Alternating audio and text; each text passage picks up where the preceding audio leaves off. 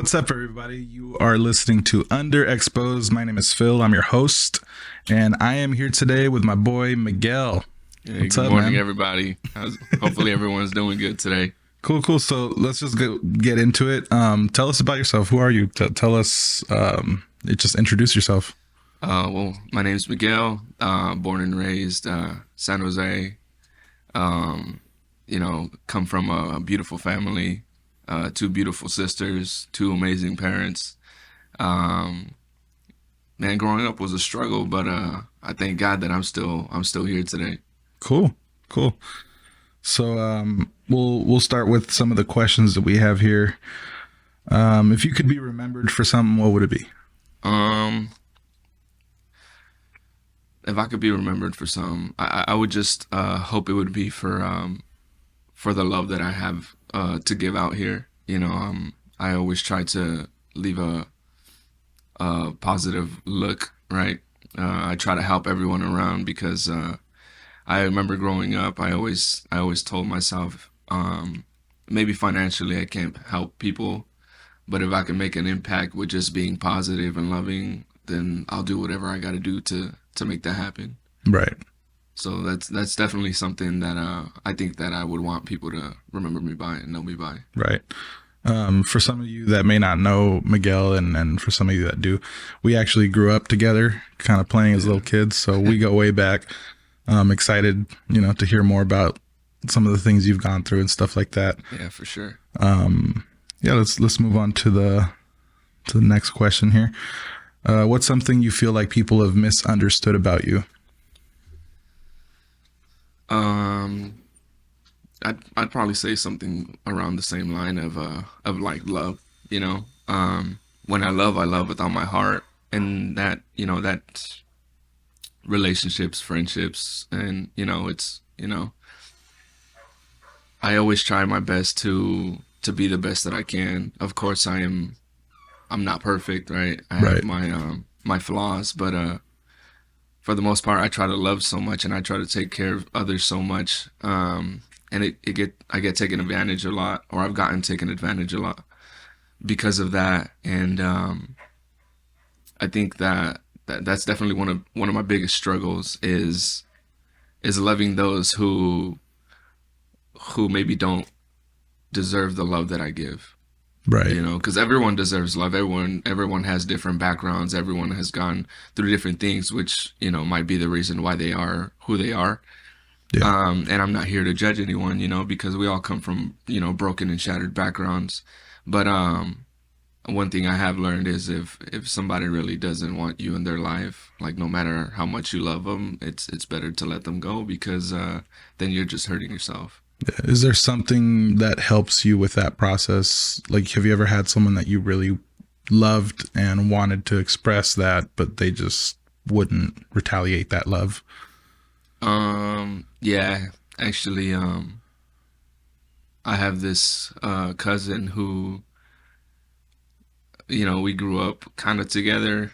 Um, I always thought that he was a cool guy. I always looked up to him, and I would start to change my ways, kind of like I would try to dress like him, I would try to walk like him, talk like him, because I admire him so much. As a little kid, you see this older cousin, and he has like all these cool friends and stuff. So I wanted to be just like him. And growing up, I started to realize that what, like as much as I care for this person and as much as I love him, um, I don't feel wanted or needed. Right? There was times when I was around them, and I can definitely tell that he didn't want me around, Hmm. and it hurt me a lot. I still see him from time to time. I don't have any negative feelings for him or anything. I still pray for him and stuff, but it definitely hurt. But I did realize that I gotta let go because I'm just hurting myself. Right. It was hurting me, even though I knew I had to accept that. I mean, he didn't care whether I was in his life or not. Not saying that he didn't care about me, Right. but I mean, he was fine with or without me. Would you And say that has like allowing yourself to be hurt Would you say that has something to do with like your level of self value? Um, yeah, I think so actually. Um, because I mean, as humans, being hurt or the thought of failure, it's scary, right? But acceptance and going through whatever you're going through and letting it happen, if you don't let all that happen, you can't move forward because you're gonna be holding on to it for who knows how long, and it could potentially take a toll in your life. Getting hurt is something that I've gone through a lot, and in my experience, it's also helped me become the person that I am now because it's allowed me to see Yeah. beyond that. It wasn't. I wasn't. I wasn't trying to focus on the pain anymore, but I was trying to focus on how I wanted to redirect my vision after what I've gone through. Right. Cool. Do you think your environment had anything to do with it? Um, it was tough because where I grew up, it was a lot of gang banging. Yeah. Um, you know, it was there was a bunch of stuff going on around me, but then I also grew up going to church. Yeah.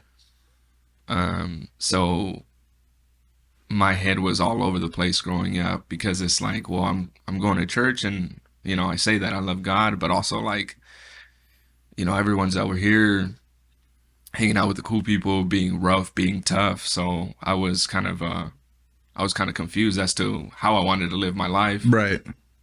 So definitely what was going on around me, right? The environment, the way people were, what I would see would take a toll because in a way that kind of pushed me or swayed me a specific way to for me to choose to live my life. Yeah. I know for us that we grew up in church and stuff like that, we always kind of had a gray or neutral background where we'd go to church and we'd see hypocrisy. Mm. And although we didn't label it under hypocrisy, we kind of just normalized it in the sense that we grew up just feeling like, I mean, I guess it's fine to just be a gangster, do this and that and the other, and also go to church on the weekend Yeah. and hang out with all my church friends that are also doing, Yeah. and undoing all kinds of stuff. Mm. So I know that environment does have a lot to do with circumstances, of at least we're trying to show love and trying to, express all that the right way. It's kind of hard to, especially when you go home, your neighborhood, there's, you got to be careful because there's drive-bys. You gotta be careful with walking down the street to the liquor store to buy some snacks because there's a gang rival on the other side of the road. And then you go to church and you're expected to just praise God, hallelujah, like nothing happens, and for me personally, that's something that kind of, it took me on a path of not knowing who I was. Mm. So it started with growing up in church and seeing that my friends were smoking weed in the parking lot, and me too, and trying to play it off like, nothing was going on. And it took me on this road of like, well, you can do one thing here and one thing there. Well, you can apply that anywhere. Like, Yeah. I started doing that at work. I started doing that in college. I started doing that everywhere I went to. I had a different personality. Mm. Do you think that if you would have grown up outside of church or maybe in a different kind of church, that would have changed? Or do you think that because of the environment you grew up in, not in the church, that would have had a bigger impact as far as like growing up, quote unquote, correctly? Ooh, that's tough. I too grew up, with all the gang banging. I was out there tagging in the streets. I got caught up and all that, right? I mean, you were pretty good, to be honest. To be honest, I remember I used to be jealous. I started looking at your stuff. I started looking at my brother's stuff, Oh, yeah. and like all the older kids.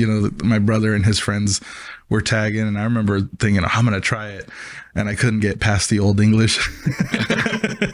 Oh, yeah, I remember that. But yeah.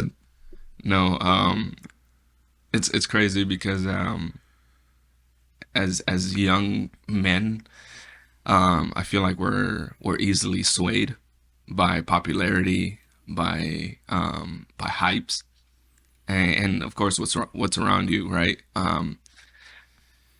I mean, you know me. I've gone through the same church since I started going to church. There's been a lot of movement. There's been a lot of changes, but I'm very grateful to be able to be a part of that church. I didn't see it like this before, but I do see it now. When I started to go to church with my eyes on God instead of with my eyes on what people do or what people say, Yeah. or how they would act, that's when I started to get closer to God. That's when I started to really feel His presence, because when you put your eyes on a man, right? When you put your eyes on humans, they're gonna let you down. Why? Yeah. Because we struggle every day, right? Yeah. Some people confess on what they do, and some people don't, or at least to others, right? And that's why my pastor always says, "Whatever you do, don't tell me. I don't need to know. Have that conversation with God, because I'm not here to judge. I'm not here to do anything. I'm just here to deliver the message, right?" And a lot of times I would see people who were, doing the same thing, right? Like, oh, I get to go party and drink and hang out with the homies or homeboys or whatever. But then Wednesday nights, Friday nights, and Sunday mornings, I got to wear my suit and tie and carry my Bible with me. Right. That's church day, Yeah. And I feel like maybe it was like that for the majority of the people who go to church now. Yeah. Because in my experience, I can tell you that being a Christian, it's not an easy walk. No. It's a struggle every day. And I think it's even harder, when you're at the age of like 15 to the age of maybe like, well, I'm 29 now. So, even now it's a struggle, right? Yeah. But I think it's hard between those times because you have all these things going out, right? You're going to school, you're exposed to all these things, right? Drugs, alcohol, partying, the gangbanging, all these different things, right? And everyone hypes all these things up. So you're like, I want to be a part of it. Yeah. But if you experience something beautiful at church, there's also that little thing inside your head that's saying like, dude, but you're not doing it right. Yeah. Like The I shouldn't little even conviction. be here. Yeah. And it's hard, but I'm grateful, and I'm happy that I stayed at that church and that I learned what I've learned, and and I've seen what I've seen, because a lot of times we can learn from other people's mistakes. Right. Not to put them down, to try to help them get back up and maybe walk beside each other. Yeah. Do you think that, because I know you mentioned like your pastor has told you, you don't need to tell me this. I'm pretty sure he didn't mean like, I don't want to know, but he probably meant like, you don't need to, as in the sense, like, don't feel that I'm going to judge you. Do you feel that could help more in the church format? Because I know that the way we grew up, the church format was always very, I might get in trouble for this, but whatever, judgy. Mm-hmm. In the sense that you couldn't just go out and say, hey, I'm doing this. How do I stop? Because people would immediately just label you sinner. Mm-hmm. And with the label of sinner came bad reputation, and came stay away from my kids, stay away from, our youth, stay away from, all these activities. Don't let him participate. I grew up kind of learning, well, first of all, if you're sinning, it's not going to stop you from ministering. So if you're involved in music, if you're involved as an usher, if you're involved in Sunday school lessons, if sin were to stop God, God would never move Mm. because we're all sinning. Yeah. And so ultimately it comes down to, well, what kind of sin is it? Because if it's this, then no. Well, who's giving more of a level of sin? Like what is more sinful? When really the Bible says that, the wages to sin, period, is death. It doesn't say the wages to sin only when it comes to murder, rape, this, that, or fornication, adultery, only those, the wages that. No, it's for everything. So for me, I always kind of grew up with this bitterness of like, well, I can't even be honest because if I am, I'm going to get crucified, and I don't, I don't want to be labeled. I don't want to be hated. I don't want to be, just martyred, and told that, oh yeah, thank you for telling us so that we can limit you. And do you think the church format should change more, or do you think it has changed more since then, when it used to be more of a kind of an opportunity for people to point? I'd say yes.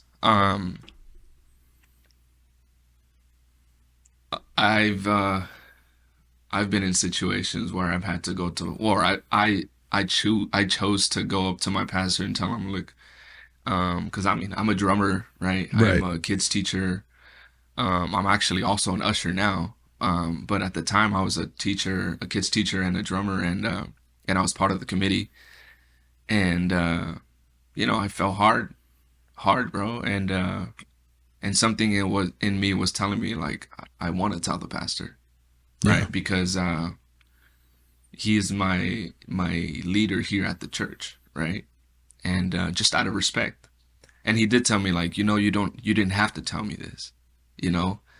But if you really feel convicted, if you really, repent, like talk to God, you know. Of course, after bad decisions, there are consequences, Yeah. right? Just like when you're kids, right? It doesn't mean your parent stops loving you, right? But also it's like, mijo, look, Right. get the cinto, right? Get the Yeah, belt. yeah. I'm spanking you a couple times, or you're grounded, whatever. But it's like after a while, it's like, later that night, come here. You know why I spanked you? It's not because I wanted to spank you, but Yeah. because you didn't listen. You need to learn, right? So when I spoke to the pastor that day and I told him like I did this and I don't feel worthy to be doing what I'm doing, and he's like, I respect that. I really appreciate you telling me this. You didn't have to. And for that, you won't be, playing or teaching kids for a year. And I was like, that's fair. He's like, this year though, use it to try to get closer to God, use it Right. to try to work on yourself and strengthen your spirit so that you don't fall again Yeah. or as hard, because every day is a struggle, Yeah. you know? And yeah, definitely right before I told them, I got kind of nervous too, because I started to think like, what are they going to say? Right. Yeah. Because a lot of times in our experience, right, we grew up at the same church. It's not that the intention was to judge others, but I would definitely see that, right? I would feel that vibe like, Right. oh, someone messed up and they're going to bring it up in the pulpit. Yeah. They're going to have everyone see or know. And that's that can overwhelm somebody, like the person who did, Right. It's like, you messed up. You already know you messed up. You feel bad about it already. You're trying to work with God on it. And then to have the community that you're in to look at you one way or to talk about you a way, that's hurtful, Yeah. So yeah, definitely I see where you're coming from, but compared to how it is now, it's changed a lot, And there were a couple of times where I had told my mom, it's like, I think I might want to move churches. I feel like this, the church is getting a little too strict and so on and so forth. But like I said, it falls back to I stopped having my eyes on the people and the reactions and their thoughts and their words. And now every time that I go to church, I focus on, Lord, what do you have for me today? Right? It's Right. me and you. It's just me and you. Because at the end of the day, that's what it is. It's just me and you. Right? Something I ended up having to learn too is when you build a church or when you're a part of a church that's growing, or maybe not in numbers, but maybe just in spirit, you know, you have to understand people, you have to understand culture, and people, scientists are always saying, you know, we can only move as fast as our slowest member in society. And so a lot of the times what ends up happening is we put a lot of expectations on the church or the building or the people in charge, and we don't recognize the fact that we can only go as fast or as far as our slowest members, because if we move forward, we leave people behind. And so the only way we can really move forward is to all kind of like help each other with that. Yep. And so what kind of had me thinking of that is your pastor decided to take the time to actually show you and teach you that, hey, it's okay. Yep. You fell, but get back up, and actually decided to walk you through that. A lot of the times what ends up happening is, I don't want to label this as like, oh, big church is this and small church is this. But some churches and others that don't do this will just say, okay, we'll take the time to get better. Let us know. And then they just leave you hanging there. Like, now what? Yeah. And how do I get better? You have all these questions and no one's there to answer. And so what ends up happening is you blame the people. And so some people decide to leave church. You know, you and I have seen it our whole lives. Yeah. People come and then we never hear from them again. Or we grew up with some of our friends that were also going to church faithfully, and then one day they just stopped because someone hurt them. They weren't mature enough, or maybe they were, but the other people weren't mature enough to confront the situation and not the people. Because one thing is to say you, and the other thing is to say this, you know, and look at a situation for what it is. You may have done something, but let's look for the root of it, as opposed to, I can't get past the fact that you did this. And the maturity that comes with that, I feel like it applies to society more than it does to church. Because we can go to school, we can go to work and talk about people. You were telling me like you've quit jobs before because people just weren't mature to talk, you know, and have a conversation and just say, hey, I don't like the way you did this. How about we work on this and let's get that done better? When really all they couldn't get past the fact that they made you do it. And just because they thought you did it wrong, they could have actually confronted the situation as far as confronting you instead of confronting you. When you look at it like a marathon and you don't go to church and you say, you know, I still believe in Jesus, I still believe in God, but I just don't go to church. You can't look at it that way, because if you start falling behind and you're the only one running a race, you won't notice. But when you're in a group of people, society, and in a culture, if you're in a church, if one of you starts falling back, you can tell, because we're all over here. Where's Miguel? He's back there. All right, let's all go back and let's pull him with us, because we can't leave him back there. Yeah, that right there. And so you can't treat church like it's a hobby, which is one of those things that I've recently started learning. Like, I don't invite people to church that I haven't invited to my house, because I'm the church. And so if I'm going to invite people to church, I'm going to invite them to my house. And I'm going to give testimony and be the example and say, hey, this is my life. My kids, when I get home, they run to the door and daddy, you know, like, and you can tell there's something different here. And people want that. And when they start asking questions, well, this is my beliefs. Yeah. And by the time they're curious enough to want to know more, I feel like that's okay. There's this community of people. We all keep each other in check. Come through. That's when you invite people to church. And I feel like one of the mistakes that a lot of churches do is they start with, bring your friends and your family and bring everyone here. And we're all running this marathon. And all these people show up, but they see everyone else take off. And they're just on the sideline like, that's cool. Well, I'm going back home because I'm not catching up to that. Yeah, they don't know what's going on. They have no ideas. Yeah. No one trained them. No one invited them. Like, hey, come to my house. Let's, I got a treadmill. Yeah. We can start training. If you Yeah. like it, this will be good for you. Ultimately, they see your health, which is why they come. Yeah. And they want to be as healthy as you. And just like you invite, some of your friends, if you're a gym person, Yeah. they might like, hey, let's train together because I want your body, blah, blah, blah. I don't know who wants this body, but Yeah. I'm slacking too, bro. it's my wife wants me. She's back there. But if someone wants my body, they're going to see, what are you doing? Yeah. I'm not going to throw them in the marathon I'm running. I got to start them slowly. I can't. They don't have my body yet. They don't have my knowledge. They don't have my experience. I got to say, okay, well, where are you at? Yeah. Okay, well, you just found out about Jesus. Cool. You want to find out more? Let's talk. Like, ask me questions. What are something that you've kind of been confused about? And then you start training slowly. When you run a 27-mile marathon, you don't just start by running 27 miles. No. You'll die half a mile into it because your body just ain't used to it. My boy Alec, he was in the previous interview. He was telling, like, that's how you build endurance. Athletes don't just start with the 27 miles. They start with 1 mile. Then they know the next time they're going to run, I'm going to push myself to 2 miles, but I know I can run a mile. Yeah. Oof.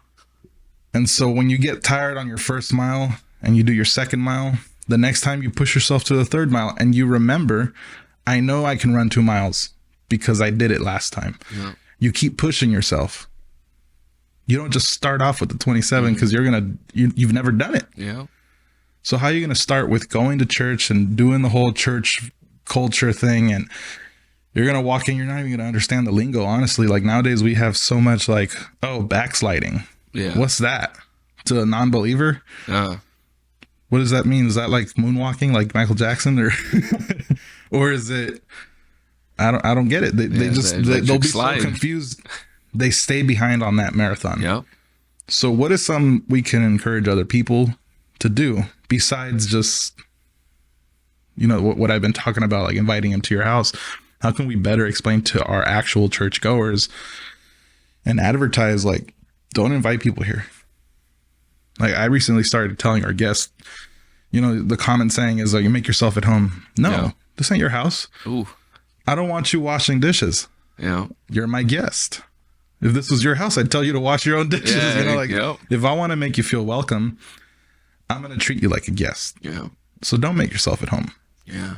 Like, there's so many misconceptions about what we grow up learning and stuff that it's become common enough. Like, even when it comes to like, how are you? And people just say, good. Yeah. I'm doing good. And we lose meaning in words, and what I'm actually saying or what I'm actually asking is not valid anymore because people don't know how to answer because of social standards, because of culture, because of too many different things, and we grew up going to the same church. So I've met your pastor. I don't have a lot of memories with him because I was small. I was a kid. What do I know? I hear stories of what my parents said and stories of what other people that go to that church. What are some of the values that the church instills now in people? Because I am interested in like, how are things going there, Well, I want to go back a little bit to what I was telling you earlier about when I spoke to the pastor in regards to when I fell, right? Right. It's crazy because the experience after I told him was nothing like I had thought that it was going to go. Yeah. Right. When I told the pastor, what he did is he did go up in the pulpit and he said, Brother Miguelito, he spoke to me and he says that he's going to take some time off for personal issues, personal reasons. And let us just pray for him, so that he can he can overcome whatever he's struggling with, and he can become better. Yeah. Right? Nobody, not one person that I know of at least at the church once asked me, "What did you do? What happened?" Everyone, all they would do is they would hug me and they say, "You know what? We're praying for you.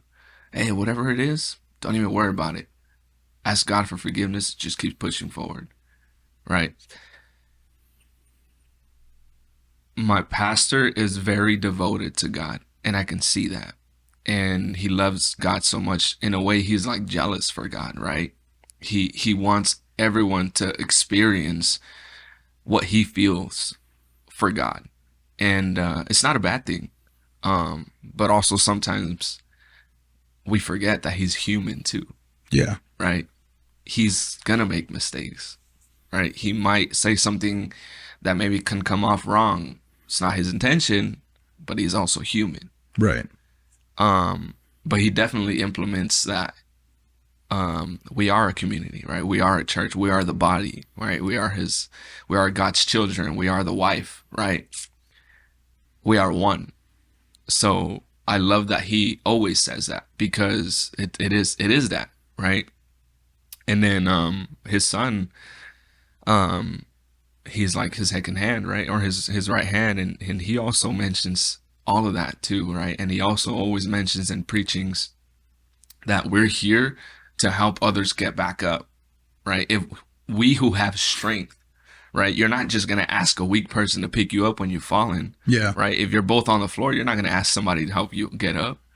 You're going to ask the person who's standing, the person who can help you get up, right?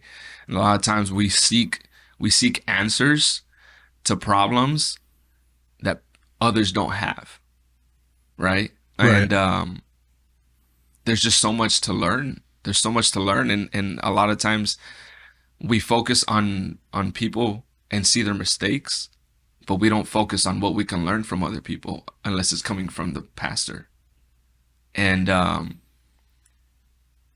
to be honest, I forgot where I was going with this, but It's cool. It happens, man. That happened to me right now, which is why I went to another question. Yeah. It's all right. Okay. We're just starting. yeah, no, Jeez. but I mean, overall, bro, like the experience that I had when I was, because I fell into depression, bro. When Yeah. I went through that, about the whole situation, Yeah. and I fell into depression, bro. Dude, I've gone through it not just once. I think I've gone through different phases in my walk, in my journey, whatever people want to call it. It's tough, man, because you think you're supposed to be Yeah, at a certain level, because you go to church. It's just like social media. You see people post their best time, and you see people on a certain pedestal, not because you put them there, but you only see the good. You only see Yeah. them when they're dressed up with the suit and tie. You only see them when they're at their best, and they have this composure, and they show up with reverence, where they show up with like this. And you look at yourself and you kind of think like, man, I'm not there. yeah, I'm far from there. Like, I'm going through it. And it's hard to snap yourself out of, you know what? These people are probably going through too. yeah, They're probably just as lost, if not more. And I think it comes to a certain level of maturity and understanding that church is a hospital. excuse me.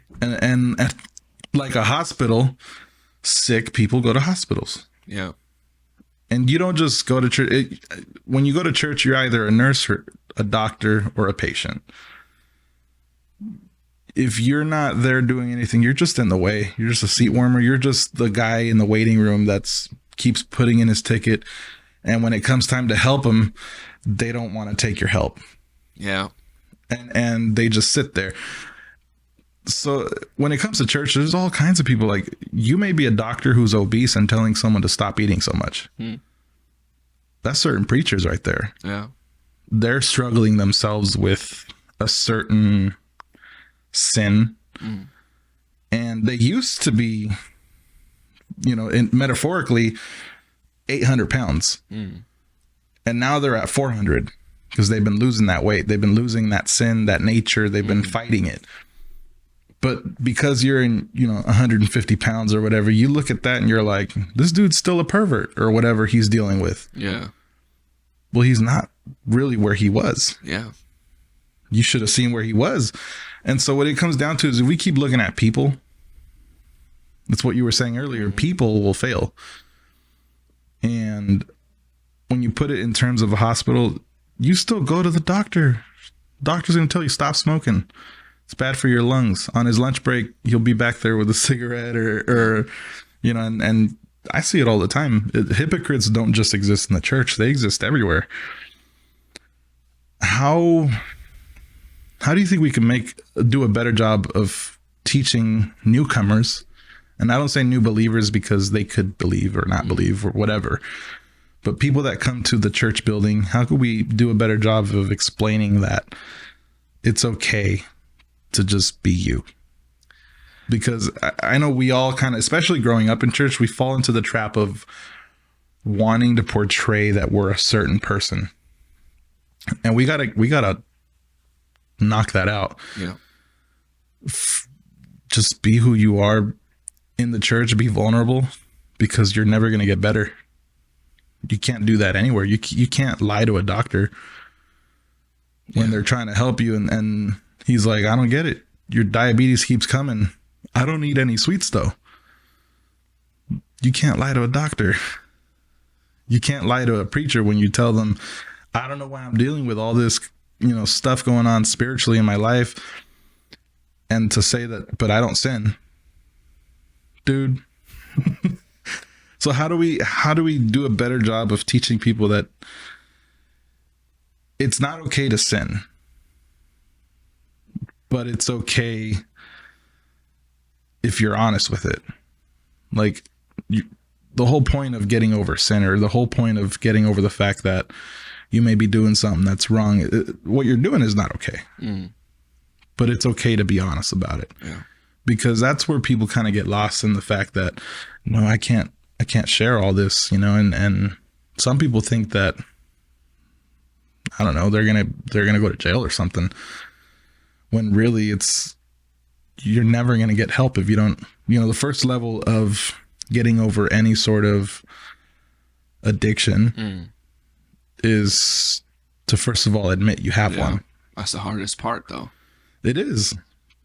And so, but therapy does it. People go to therapy and they end up having to admit, because you can't deny it. So what can we do as a church building to help people understand that, hey, I'm dealing with some stuff and it ain't pretty? Well, like you said earlier, right? We are the church, right? We're the living testimony, right? Though the way that we live our daily lives, people see us on a daily, they see what kind of person we are. They see how strong our belief, how strong our faith is, how much we're close to God, right? How much we're devoted to God and to our faith by how we live every day, right? A lot of the times, like I was saying before, right? We're so focused on delivering the message that sinners go to hell, but then we're not applying God's love. Where's God's love being found, right? Right. We also ourselves have to accept and know that we also mess up, right? And in a way, we should also be verbal about that. Also let people know, like, we might have different problems, but I've also had my heavy problems.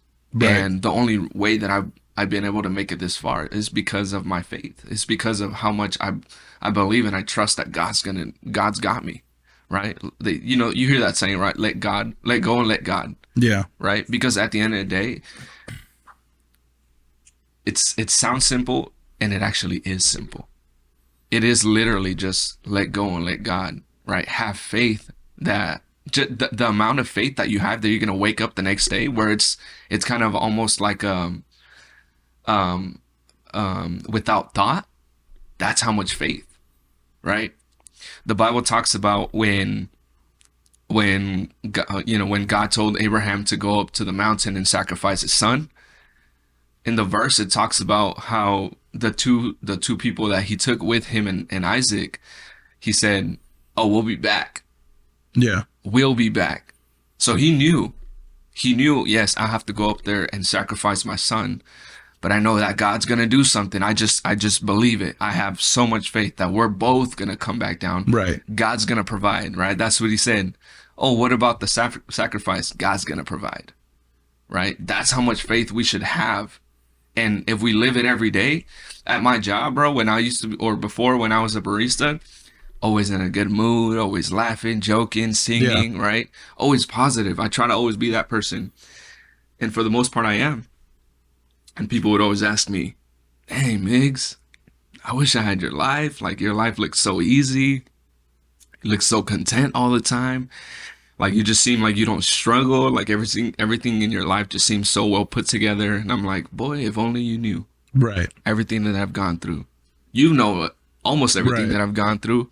And I can tell you that if I was weak, emotionally, physically, spiritually, mentally, any of those times that I've gone through what I've gone through, I would have ended myself, Yeah. because I've been in that situation to the point where my mom had to call a sister from church, and she told her, "Can you kind of stay home? Because we're both, me and my husband are going to work, and we can't leave my son by himself because Yeah. we don't know what he's capable of." You Yeah. know, it's hard. But at the end of the day, with that faith, that powerful, bro, your life, your worries, they don't compare. Right? On a daily, we are living out here, right? Oh, how I lost my job. How am I gonna pay rent? Right. Of course, it's not gonna be like, oh, I have faith that God's gonna provide. I'm just gonna sit on the couch. Yeah. No, God will give you answers. God will open doors, but you got to step through them, Yeah. right? At the end of the day, it's like, but we have to also accept, it's hard. It's hard. I've struggled. Yeah. I'm here to be a testimony. I'm here to help out any way that I can. And I show it by just being who I am, by showing the love of Christ through me, right? A lot of times people are so judgmental. People are, the People hypocrisy always- comes, and People always give their 2 cents, man. People always want they put it like they know more, and they might, yeah, maybe. but you're not in this. Yeah. It's, we see it in YouTube, like people always comment, "Oh, you should have done this. You should have done that." I used to be that person, by the way. I used to be the guy that, like, I have too. dude, I'm so picky. But see, one thing I learned is not everyone's the same, right? Right. I could be going through the same exact thing that you're going through. Yeah. And it's one way worked for you, but it doesn't mean that way won't work for me. But it also doesn't mean I have to disregard that You possibility. have to have the discernment and the wisdom to kind of take apart whatever criticism someone's giving you and apply it the way it works for you. Yeah. Some that always irked me is when people would give advice I didn't ask for. Because sometimes I have my guides. I have my thoughts. I have my scriptures. Whatever I read, I do research. Like, I don't think I'm normal. Like, people, I'm dealing with some stuff, and I don't just sit there and wonder, how do I fix? Like, I'll Google. Like, I'll do my own research. And so when people just come and like, "Hey, you just got to do this, that, and the other," it's like, thank you, but I didn't ask. Like, I know you're trying to help, or maybe you're not trying to help. But it used to bother me really much that people would just try to help when you didn't ask for it. And for me personally, like, I just feel like people need to ask if you are okay. I think if we can get down to just that simple question of, are you okay?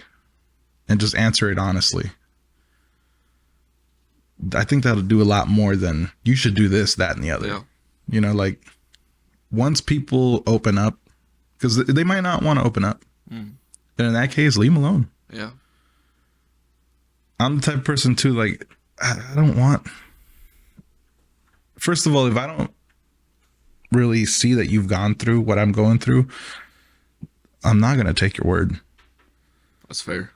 Because I need to know that you've been here. You know, and some people, it's really easy to just say, oh, the Bible says this, or I had a friend who went through that and they did this. Like, that's cool, man. Thank you. But that's just not me. And plus it ain't you.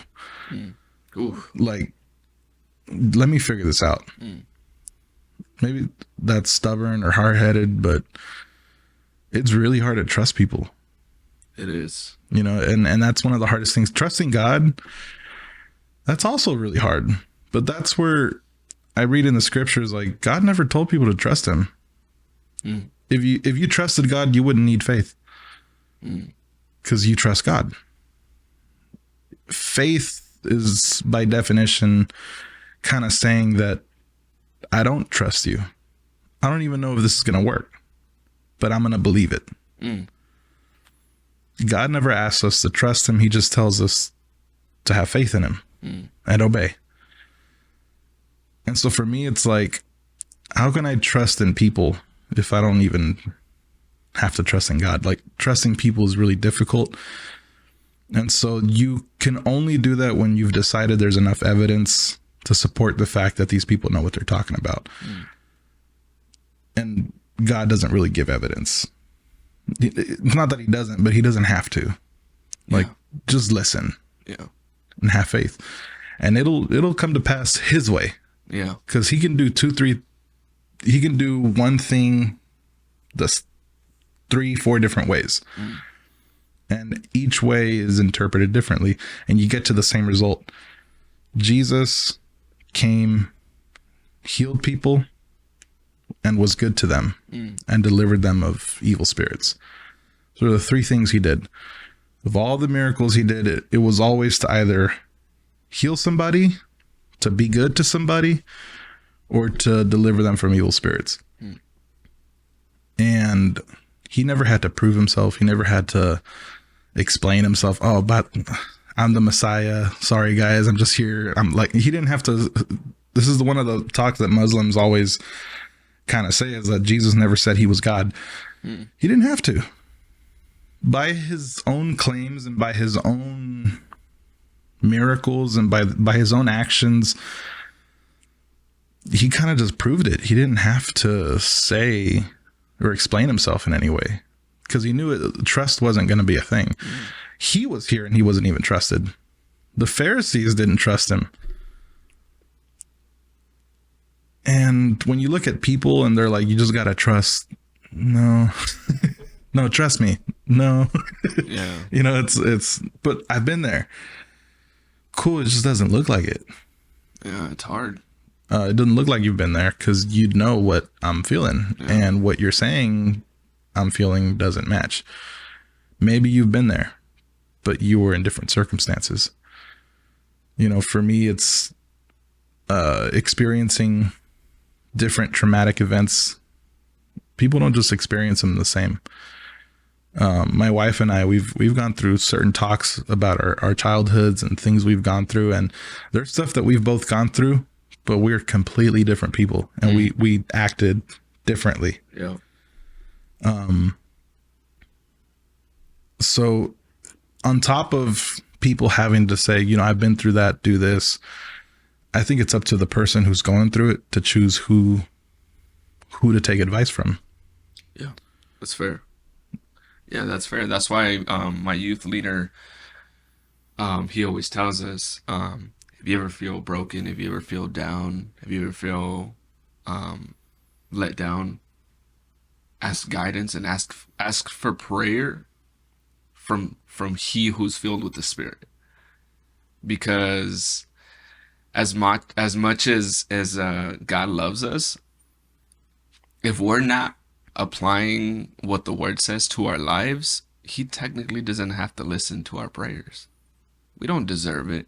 Right? The Bible says we're here by grace, right? But if we're living our life the way we want to live, without even having a relationship with God, he technically doesn't have to listen to us. And yet he still does, right? But if we seek help and support and prayer for he who is filled or she who is filled with the Holy Spirit, they got that connection with God, right? Yeah. God's got them like this, like, all right, mija, what's going on? What do you got for me today? Mijo, what's up? I'm all ears. Bring it to me, right? And then when we do ask, or when they do ask, God, he sends out that blessing, but God's not like Amazon. He doesn't give us the delivery date, the expected date, right? He sends it out. It's shipped out already, but our actions are the ones that affect the date of the delivery.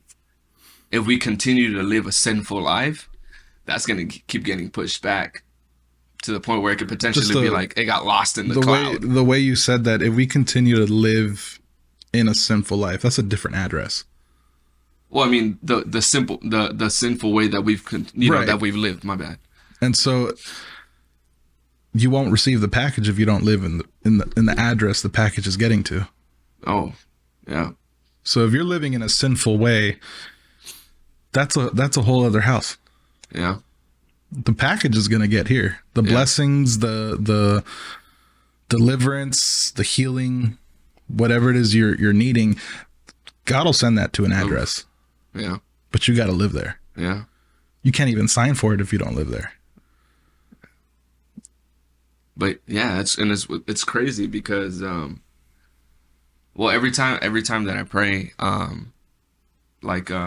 in my head I always think about, like, it's crazy because I've made a lot of mistakes, you know? Oh yeah. And I've still got undeserved blessings. And, you and me both, man. and then I think about if we were rewarded to how we literally live our life, to the decisions we make, boy, let me tell you, I'd probably not be here right now, you know? So when I do talk to people, like at church, like youth, youngsters, I tell them, don't wait for something bad to happen for you to open up your eyes, because everything you have is because of him, right? You might have not struggled because you're young, but your parents have probably gone through a lot, and they're still up and running, and they're still coming to church. Why? Because they know that having this spiritual connection, having this faith, this relationship with God has helped them overcome everything that they've gone through, which is why they're still here, right? Yeah. If you're at a job and everything's going smoothly, everything's going really good, of course you might have your ups and downs, you might have your, cranky coworkers, but if you're doing really good at that job, would you question, like, why would I don't think I should be here? No, you'd probably want to be there. Why? Because it's like everything that I want and need, it's here, right? When you come to God, he gives you anything and everything that he knows that you need, right? Maybe not everything we want, but sometimes what we want isn't what we need, right? And what we want could potentially sway us. Yeah. The way I look at it is, I talked about this in the previous podcast, but we're in this car, and this car is our life. And for the beginning stages of our life, we're driven, like our parents drive us. Some of us have to start early driving that car. Some of us start a little too late. Yeah. I was a late bloomer. Yeah. Like I was under, let's just say, a level of innocence, for a long time. Like I didn't know right from wrong. I knew what people labeled as right from wrong. But I was a late bloomer in the sense that I didn't really understand, you're living this life, you're driving this car, and who you put in the passenger's side is typically your GPS. They're the ones that give directions where to go. Yeah. But you choose who you sit next to you. Yeah.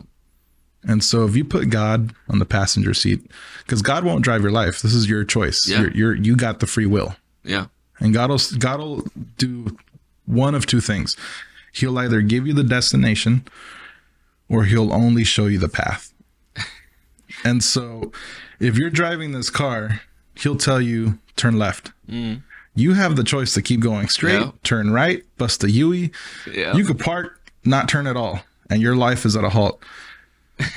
And ultimately, you might think that, you know what, I know how to get there faster. If I just go straight, Yeah. I'll get there. And God's like, there's some road work ahead. Yeah.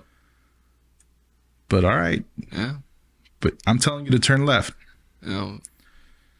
When it comes to making decisions and stuff, God won't do them for you. No. That's why when people say Jesus take the wheel, Jesus probably, nah, boy. Jesus is you gonna drive look- it. I'm telling you that we're gonna Right. go this way. Jesus is just, his instructions are in that book, man. Yeah. It's that simple. Yeah. Like, turn left. Jesus, I'm hungry. I want to stop at a gas station and buy some Cheetos. No. You need to stop at a restaurant and eat some food. The problem is that people think that we have the choice to decide, but they think that because we have a choice to decide, they think that your choice is the correct one. Yeah. Jesus will understand your needs and say, you know what, the problem isn't that you're hungry and that you are hungry. Just chips ain't gonna nourish you, though. Well, that verse in Spanish, right? Todo me es lícito, mas no todo me conviene, right? I can do anything, Yeah. but not everything is good for me. Not Right, everything's right. going to benefit me. And so when you look at it in terms of Jesus ultimately looking out for you, he may say no to your desire, but he still understands your desire Yeah. and says, you know what? I know you want some chips, but I just need you to eat some food first. Okay, you've eaten your food? Cool. There's a gas station 2 blocks down. Then you can stop and get your chips. Look at that in the form of whatever you're desiring. Yeah. I want to start a business. I want to do this. I want to do that. Look at it however you want to look at it. Without Jesus's input, he might tell you, you know what? Stay in this job. You're going to become manager, blah, blah.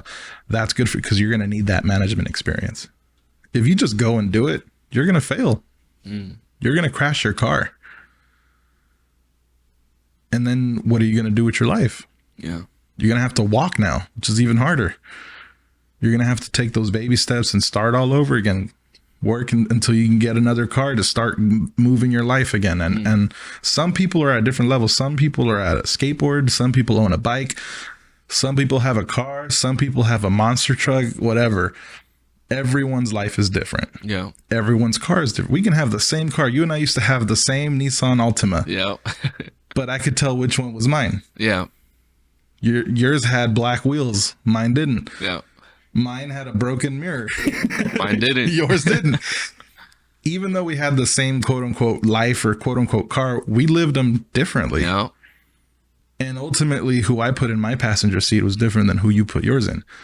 And if we were to both put the same God, the same person in our passenger, this is how you can tell people, like, you go to Africa and you visit some Christians out there. You can tell you got Jesus in your passenger seat because I got him. And my car looks similar. My life looks similar. Different models, maybe different colors, but they run the same. They're taken care of. I did my oil change the same time you did because you listened and I did too. You can tell who's living their life according to the way God tells them to. Yeah. And so with free will, God will take you through some weird turns. Yeah. And you can ultimately still disobey and, you know what, I'm turning right. God knows how to reroute you. And ultimately, that's what repentance is. Turn from your ways. Is God just telling you, bust a Yui, man. Turn around. You're going the wrong way. Yeah. Sometimes God is holding us back and we're pushing forward so much. And God's probably telling us, if I'm the one holding you back, why are you fighting me, bro? Yeah. Why are you trying to go against me if I'm the one that's holding you back?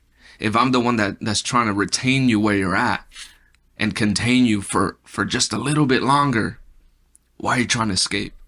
Why? If I'm doing it and you trust me, let me do it. Right? Yeah. God, there's a song that I hear, that I've heard, and it's I mentioned it in the word that I was able to preach and deliver the other day.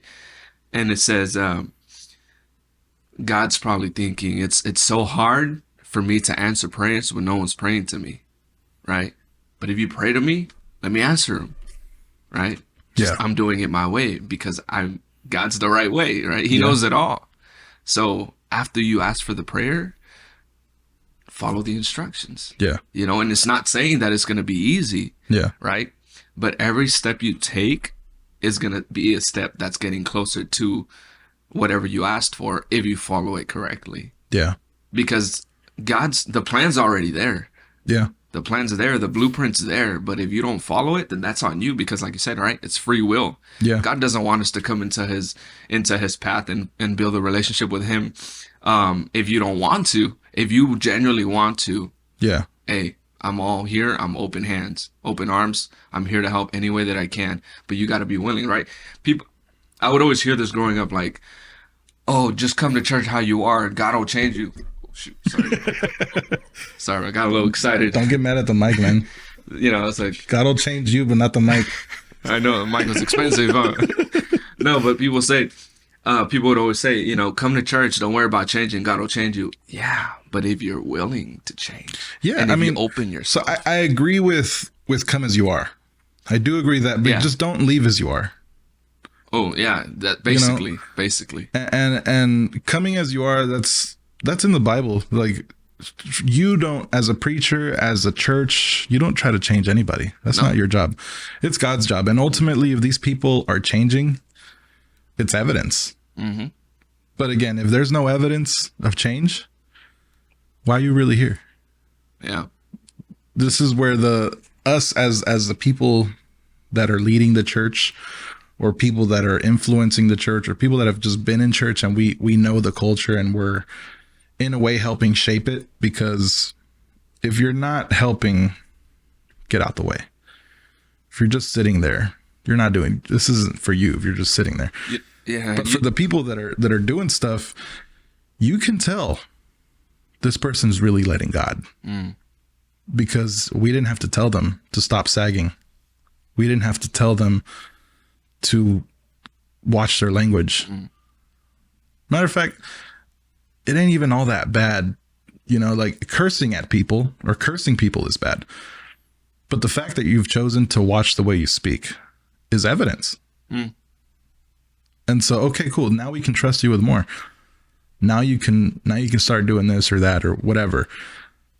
Incrementally give more responsibility to who can handle it. But the evidence is there on how are these people living their life. Some people are very private, and they're probably very good at hiding how they live their life. Yeah. And they're the hardest people to trust. Yeah. Because in this community of church or God or Christ followers, you can't be private. It's not that you shouldn't, like, you should be private with certain stuff. We don't got to know everything. Yeah. But you gotta give evidence, you know, that you gotta watch your testimony, of course, but you also have to have a testimony. Like, you can't just walk around like, yeah, I'm a believer, and everyone has only seen you as this type of person, but no one ever saw the evidence of where you came from. Like, how are we supposed to know if you've changed if we haven't even seen you in the way you were? So come as you are is a big, important part of church. This is how I believe we can get past the fact that viewing people as sinful people, like, that's not something that should happen. Like, never view people as sinful people, because we're all sinners. Yeah. You're never going to get anywhere helping anybody. But it is important to see the sinful nature in people, because that's how we know where you are. And then 2 weeks into it, you still haven't changed.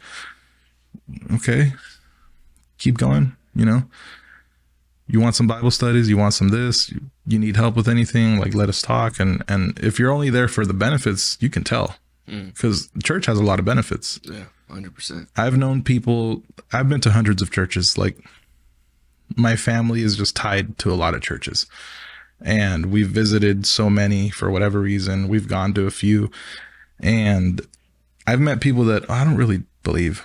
I'm just here because there's, you know, construction workers there, there's administrators over there, and I could use their help in my business. And it's like, oh, I didn't know you could do that. Some people just do that for the community and they like the people that are there. Some people don't. Whatever their walk is, you can tell, and some people are honest about it. Some people aren't.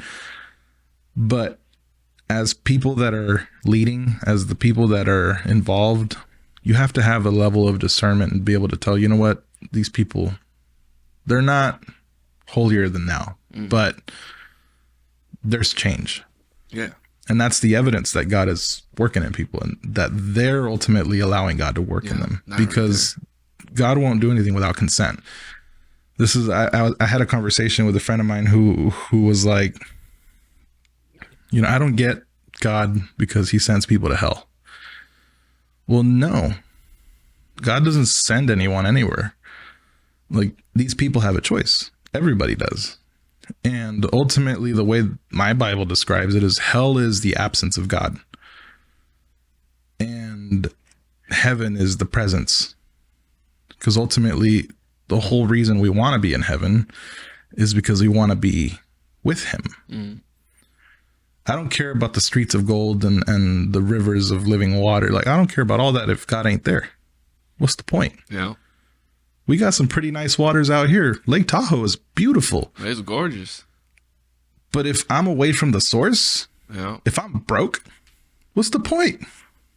Like, that's cool. It's nice. Streets of gold. What am I supposed to do with it? I can't use it to spend anything. Like, it's not my street. It's his street. Like, yeah. If I'm away from God, that's hell. So God won't force you to do anything. So in a sense, it's not that God sends people to hell. It's just he's a gentleman. He's not gonna force you to spend eternity with him if you don't want him. But if you want him, there's heaven. Yeah, because in heaven, all we're gonna do is praise him. Yeah, we're gonna praise him. We're gonna do all kinds of stuff. I'm gonna do some jumping jacks. Yeah, but I mean, it's what I'm saying. It's in heaven. The idea, or what it is we're gonna be in his presence. We're gonna be glorifying him, praising him, worshiping. Being happy, right, with him.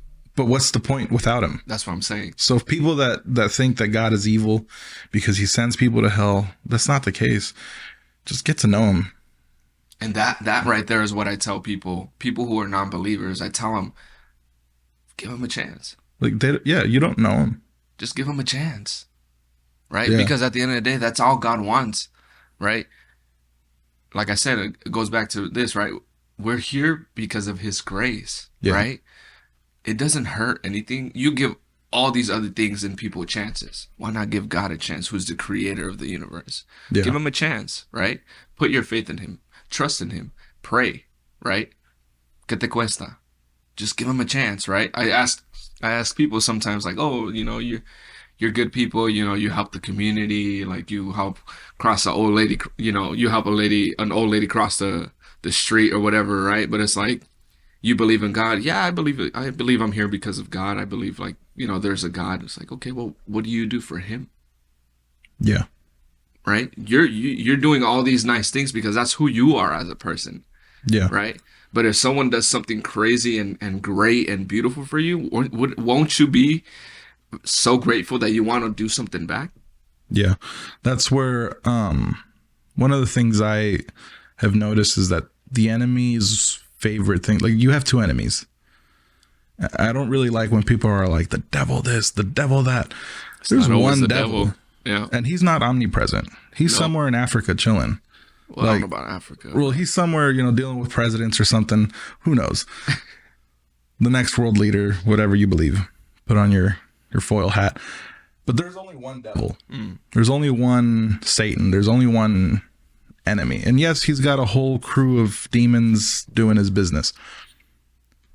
But he's not your biggest enemy. No. He really isn't. Your biggest enemy is you. Yeah. When the serpent was talking to Eve, he wasn't trying to convince Eve of listening to him. He said, what do you want? He deceived her into believing in herself. No. See, the thing is that if you eat of this fruit, you'll be like God. Yeah. And ultimately, it wasn't the serpent that deceived Eve. It was her. She deceived herself in thinking she could be like God. The first sinner was Lucifer. Mm-hmm. And the Bible says that iniquity grew in his heart. And he thought, I will sit in God's throne and be at the highest. His first enemy was himself. But because iniquity grew in his heart, that's why he doesn't have a second chance. It's just a part of him. Yeah. With us, we get a second chance, third chance, seven chances, whatever. The reason being is that iniquity never grew in our hearts. It was influenced in our hearts. It started by the serpent putting that seed in Eve. Eve let it grow. She thought she could be like God. And then she went and shared it with Adam. And then we have the fall of man. All of us, the evil that exists in the world has been through iniquity that never grew in us. It was influenced in us, which is why we get a second chance. And our biggest enemy still to this day is ourselves. And so when people say you got to submit your will to God, people don't understand that when Jesus was teaching his disciples to pray and he told them the Father's prayer, you know, your will be done is one of those phrases that kind of goes misunderstood because people don't understand that when you pray that his will be done, it's that you're merging your will with his. And so if you want evil for you, if you still want sin for you, then your will is probably not God's.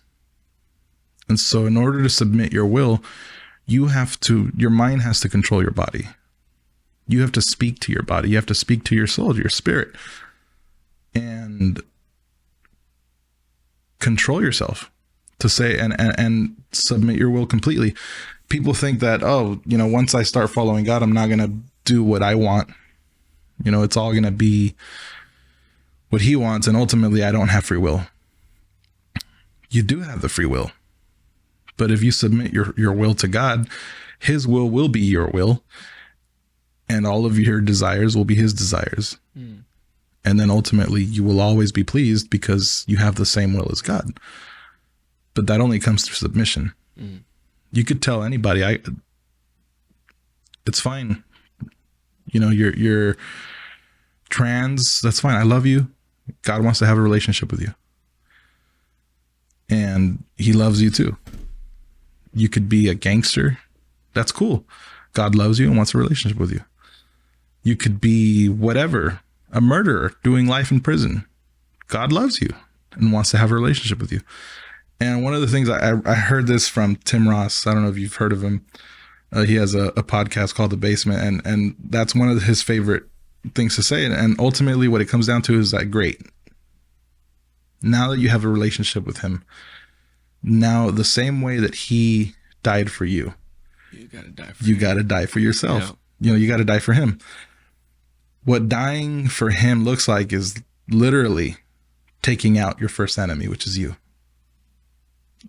Whenever you feel the urge to sin, whenever you feel the urge to whatever you're dealing with, you got to kill yourself and say, you know what? It's not about what my flesh wants, because my flesh wants to fornicate. My flesh wants to adulter. My flesh wants to curse people. My flesh wants to hate people. But that's my flesh. My mind is in control. And now I've submitted to God. It's over now. You know, and you just choose to live for God now. Yeah, I think this is a good place to kind of end things. You know, I like where this whole podcast went. Yeah, it was definitely this is definitely a little different than I expected. Yeah, I did expect a little bit of the spiritual side. Yeah, but hey, I mean, God had plans, and you know, it's all glory to be to him. Yeah. So thank you, everybody. We'll see you next time.